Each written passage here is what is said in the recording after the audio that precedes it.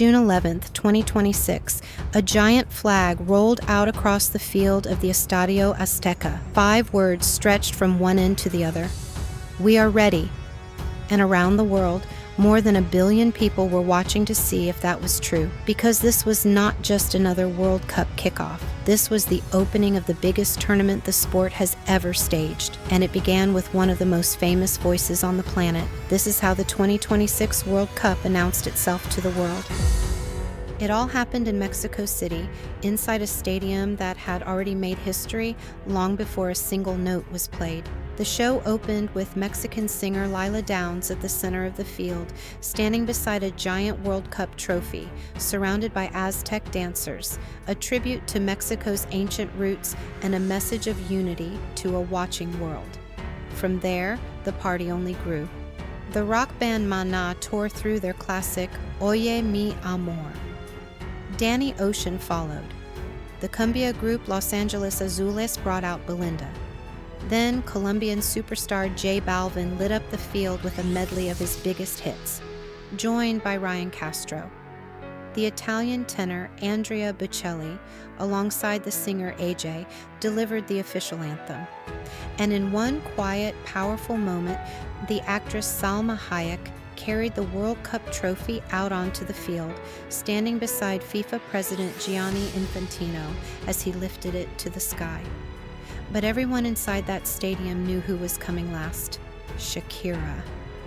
She walked out in a bright yellow bodysuit, and the roar was deafening. Halfway through her new song, Die Die, she was joined by the Nigerian star Burna Boy, the two of them dancing across that enormous flag that read, "We are ready." For Shakira, this was her 4th World Cup ceremony. More than 15 years ago, her song, Waka Waka, became the sound of an entire tournament. And now, once again, she was the voice telling the world that the World Cup had truly begun. As the song ended, the two of them came together and sang a single line, Dale, allez, let's go. 3 languages, 1 message?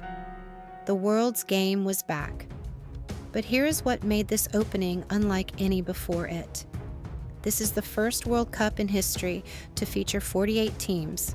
It is the first ever to be hosted by 3 nations at the same time: the United States, Mexico, and Canada. Over the next 39 days, 104 matches will be played across 16 cities, ending with the final on July 19th, near New York. And the stadium where it all began, the Estadio Azteca, just set a record of its own.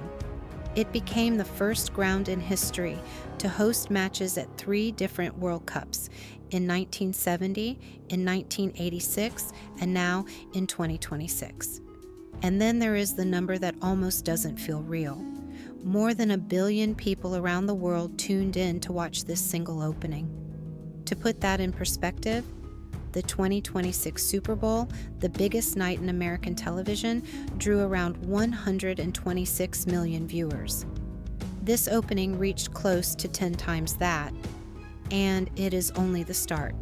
FIFA expects that by the time this tournament ends, around 6 billion people will have engaged with it in some form. As FIFA's own president put it, a single World Cup is like having 104 Super Bowls packed into 1 month.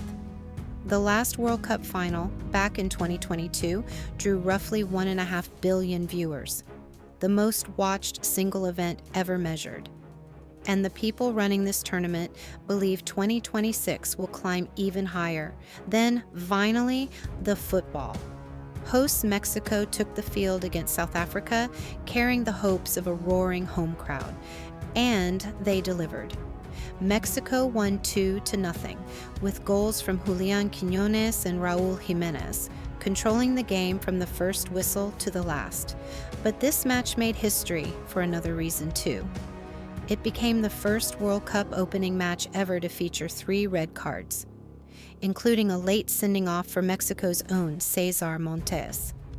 A chaotic, physical, unforgettable start to the tournament. Mexico jumped straight to the top of their group, and a nation that had waited 40 years to host again finally had its night. And this was only the beginning. Over the next 2 days, the celebration moves north. In Toronto, Michael Bublé and Alanis Morissette take the stage. In Los Angeles, Katy Perry and Future open the show just before the United States plays its very first match against Paraguay. 3 countries, 3 ceremonies, 1 tournament the entire planet is watching. So out of everything you saw, the music, the history, the chaos in that opening match, what moment stood out to you the most? Tell me in the comments and subscribe, because over the next 39 days, this is going to be the greatest show football has ever put on.